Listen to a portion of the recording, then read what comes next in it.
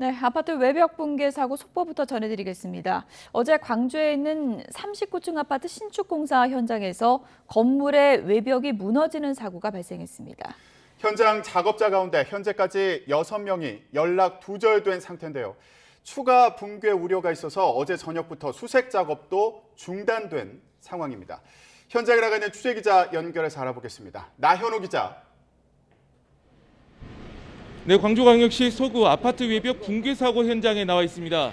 네, 지금 현장 상황 어떻습니까? 네, 현장은 어제와 마찬가지로 이 출입이 모두 통제된 상황입니다. 지금 제가 서 있는 곳과 불과 100여 미터 떨어진 곳이 사고 현장인데요. 그리 멀지 않은 곳이지만 들어갈 수가 없기 때문에 제대로 된 수색 작업이 벌어지지 못하고 있습니다. 무너진 외벽에 구조물이 끼어 있는데 언제라도 추가 붕괴가 일어날 수 있는 상황이고요. 아파트 외벽에 붙은 140m짜리 타워 크레인도 넘어질 가능성이 있어서 위험한 상태입니다. 크레인이 140m 높이인 점을 고려해서 소방당국은 반경 주거지와 상가 주민들을 긴급 대피시켰습니다. 어제 신축 아파트 건설 현장에서 일했던 작업자 가운데 6명이 연락 두절된 상태인데요. 안타깝게도 아직 소재가 파악됐다는 소식은 들리지 않고 있습니다. 사고 현장 주변에서 휴대전화 위치가 잡혔지만 연락이 닿지 않고 있습니다.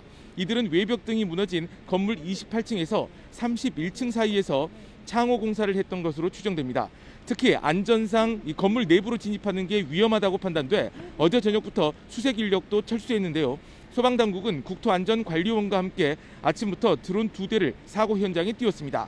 사람이 있는지 확인하고 안전 여부를 진단하기 위해서인데요.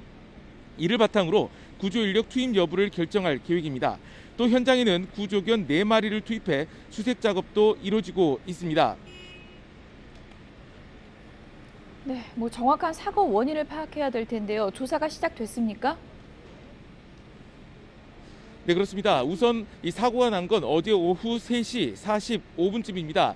이 아파트 건축 현장에서 39층에서 콘크리트 타설 공사가 이루어지고 있었는데요. 작업 도중 거푸집이 터지면서 사고가 난 것으로 추정되고 있습니다. 전문가들은 추운 날에는 콘크리트가 잘 마르지 않아서 작업하지 않는데 공사 기간을 단축하려 무리하게 작업한 게 아닌지 지적하고 있습니다.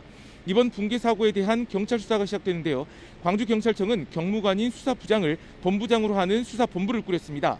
붕괴 원인과 함께 공사 현장 안전관리 전반에 대한 수사에 나섰습니다. 안전진단이 마무리되는 대로 국립과학수사연구원, 소방과 합동으로 현장 감식을 진행할 계획입니다. 또 공사 관계자와 목격자 CCTV를 확인해 사건 발생 경위를 조사할 방침입니다. 이번에 사고가 난 아파트 신축공사 시공사는 HDC 현대산업개발입니다. 지난해 6월 광주 학동 철거 건물 붕괴 사고로 9명이 숨진 아파트 건축을 추진했던 업체인데요. 당국은 조금 전 현장 브리핑에서 현대산업개발 진행 중인 모든 광주 건설 현장에 공사 중지 명령을 내렸다고 밝혔습니다.